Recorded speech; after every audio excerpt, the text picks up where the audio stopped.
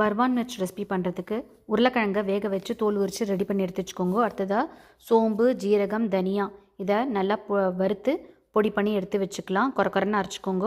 பூண்டு, பச்சை மிளகா, உப்பு போட்டு நல்லா இடித்து அதையும் எடுத்து வச்சுக்கலாம். மிளகாவில் இருக்கிற விதையெல்லாம் நீக்கி அதையும் தனியாக எடுத்து வச்சுக்கலாம். அதுக்கப்புறம் அதே கடாயில் கொஞ்சம் கடுகு எண்ணெயாக விட்டுண்டு பொடி பண்ணினதை போட்டு வெங்காயத்தையும் போட்டு நல்லா வதக்கிண்டு இடித்து வச்ச விழுதியும் சேர்த்து நல்லா வதக்கிக்கலாம். இதோட மஞ்சப்பொடி, ஆம்ச்சூர் பவுடர் அதையும் நல்லா போட்டு நல்லா வதக்கிக்கலாம். பச்சை மிளகா தான் இதுக்கு காரம். ஸோ உங்களுக்கு தேவையான அளவுக்கு பச்சை மிளகாயை இடித்து வச்சுக்கணும். அதுக்கப்புறமா உருளைக்கிழங்கி நல்லா மசிச்சு ரெடி பண்ணி வச்சுக்கணும். அதையும் போட்டுட்டு கொஞ்சமாக வெந்நீரை விட்டு நல்லா கலந்து கொடுத்துட்டே வரணும். நல்லா இந்த மாதிரி மசிஞ்சதுக்கப்புறம் தேவையான அளவுக்கு உப்பையும் போட்டு நல்லா ஆறினதுக்கப்புறமா இந்த மிளகாலெல்லாம் ஸ்டஃப் பண்ணிவிட்டு இப்போ நம்ம ஷாலோ ஃப்ரை தான் பண்ண போகிறோம். கொஞ்சமாக எண்ணெயை விட்டு எல்லா மிளகாயுமே போட்டு நல்லா மூடி போட்டுட்டு நடுவில் திருப்பி போடணும். திருப்பி போட்டு நமக்கு எந்த அளவுக்கு நமக்கு ஃப்ரைடாக வேணுமோ அந்தளவுக்கு ஃப்ரை பண்ணி நம்ம எடுத்துக்கலாம். சைடில் மிச்சம் இருக்கிற உருளைக்கிழங்கு கூட நம்ம நல்லா ஃப்ரை பண்ணி எடுத்துக்கலாம்.